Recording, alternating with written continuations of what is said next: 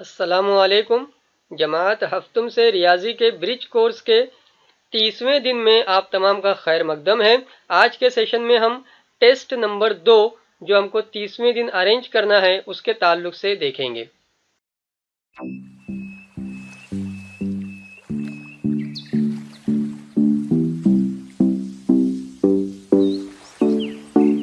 PDF में आपने देखा होगा तो जो आपको 30वां दिन दिया गया है और उसमें टेस्ट दिया गया है, तो थोड़ा सा आपको जो बेतरतीबी देखने मिलेगी कि सवाल नंबर 1 है, सवाल लिखा हुआ है और उसके मार्क्स यहाँ पर चले गए हैं। ठीक है, तो थोड़ा आपको ध्यान रखना है कि ये सवाल के लिए 3 मार्क्स हैं वगैरह वगैरह। फिर इसके बाद सवाल नंबर 2 को जब आप लोग देखेंगे तो उसके अंदर भी उन्होंने 6 मार्क्स लिखे यहाँ पर है।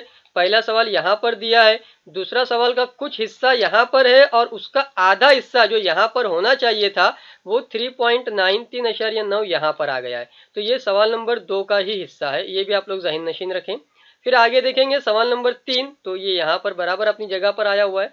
सवाल नंबर 3 के अंदर आपको ये सवाल लिखा हुआ है, उसके मार्क्स नीचे आ गए, उसके मार्क्स जो है वो नीचे आ गए हैं। ठीक है, और यहाँ आपको 2 सवालात देखने मिलेंगे, विजय के ताल्लुक से एक है और दूसरा सवाल रामू के ताल्लुक से है। इतना ही आपका ये टेस्ट का मामला है।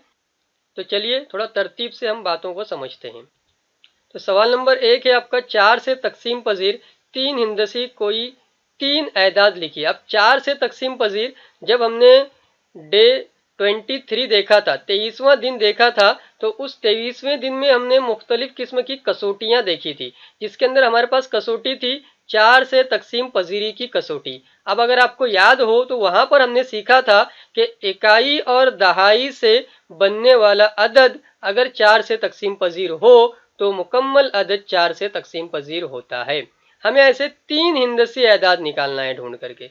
तो हमको ध्यान में रखना है कि आखिर के जो इकाई और दहाई से मिलकर बनने वाले आदद हैं वो 4 से तकसीम पजीर होना चाहिए। अब 3 हिंदसी आदद के अंदर सबसे पहला जो नंबर आपका है 100, वो भी 4 से तकसीम पजीर होता है और ये 3 हिंदसी अदद है। इसी तरह से एक और नंबर हम लोग मालूम कर सकते हैं, जैसे आपका मैंने उस वक्त भी शायद लिखाया था आपको 516, तो इकाई और दहाई से मिलकर के जो अदद बन रहा है वो है 16, वो 4 के पहाड़े में आ रहा है, तो मुकम्मल अदद भी आपका 4 से तकसीम पजीर रहेगा।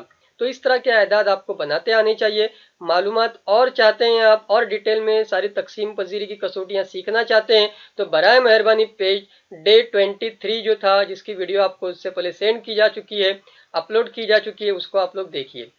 आगे बढ़ेंगे आप लोग तो आपको सवाल नंबर 2 दिया है उन्होंने, जिसके अंदर ये पहला सवाल है जो वहां पर थोड़ा तरतीब में नहीं था, जिसे मैंने यहाँ पर लिखा है, नफी करना है हम लोगों को।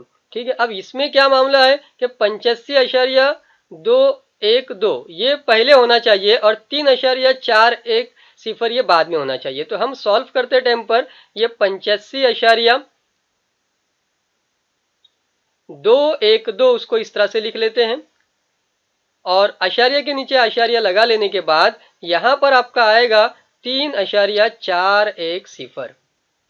ठीक है, 85 जो कि बड़ा अदद नंबर है उसमें से 3 नफी करेंगे। यहाँ पे उल्टा लिख दिया उन्होंने, 3 नफी 85, तो ऐसे नहीं होगा। आपको ध्यान रखना है, सवाल जब आएगा तो सुधार करके उसको पूछा जाएगा। तो इस तरह से आपको ये नफी का मामला करते आना चाहिए। नफी कैसे करते हैं ये भी हमने डिटेल में सीखा है, मैंने आपको ये वाजे कर दिया कि आशारिया के नीचे आशारिया आपको लिखना है और उसके बाद ही नफी करना है। ज्यादा मालूमात के लिए बराए मेहरबानी आप डे 18 की वीडियो देखिए और वहां से ज्यादा डिटेल में बहुत सारी मिसालें सीखिए।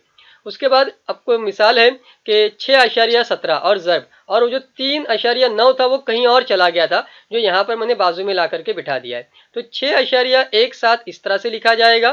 फिर उसके बाद ज़र्ब के अंदर 3.9 का मामला है, फिर आपको ज़र्ब करते चले जाना है। अब ज़र्ब आपने तीसरी में चौथी में सीखा है, पहले 9 से ज़र्ब करेंगे, फिर एक लाइन तैयार हो जाएगी, फिर सिफर या क्रॉस का निशान लगाएंगे, फिर 3 से ज़र्ब करेंगे, दूसरी लाइन तैयार हो जाएंगी, फिर दोनों की जमा की जाएगी।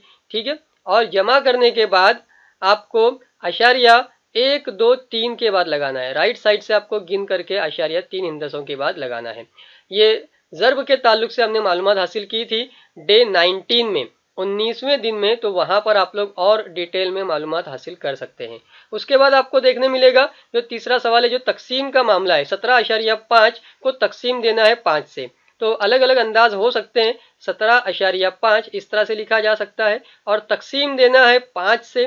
ठीक है, आप 5 का पहाड़ा पढ़ेंगे, 5 एका 5, 5 तिया 15। ठीक है, बाकी बचेगा आपका 2, लेकिन ये आशारिया ऊपर आ जाएगा और 5 पंजे 25, तो आपका जवाब तैयार हो जाएगा 3.5।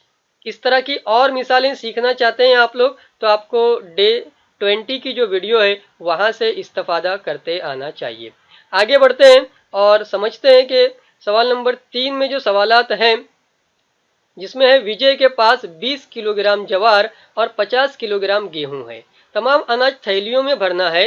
हर थैली में मसावी वजन का अनाज ही भरना हो तो बताइए हर थैली में ज्यादा से ज्यादा, यहाँ पर ध्यान रखना है, ज्यादा से ज्यादा कितने वजन का अनाज भरा जा सकता है। भरना जा सकता नहीं है, भरा जा सकता है।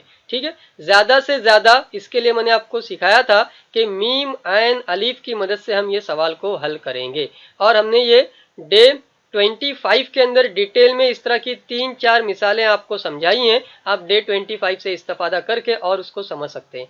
अगर हम तरीके की बात करें तो पहले आपको 20 के आध लिखने रहेंगे, फिर आपको 50 के आध लिखने रहेंगे, फिर आपको मुश्तरिक आध की लिस्ट बनानी पड़ेगी और उनमें से जो आजम रहेगा, बड़ा रहेगा, वही हमारा मीम आयन अलीफ बनेगा। फिर हम लोग फाइनल सेंटेंस लिख करके बात मुकम्मल कर देंगे।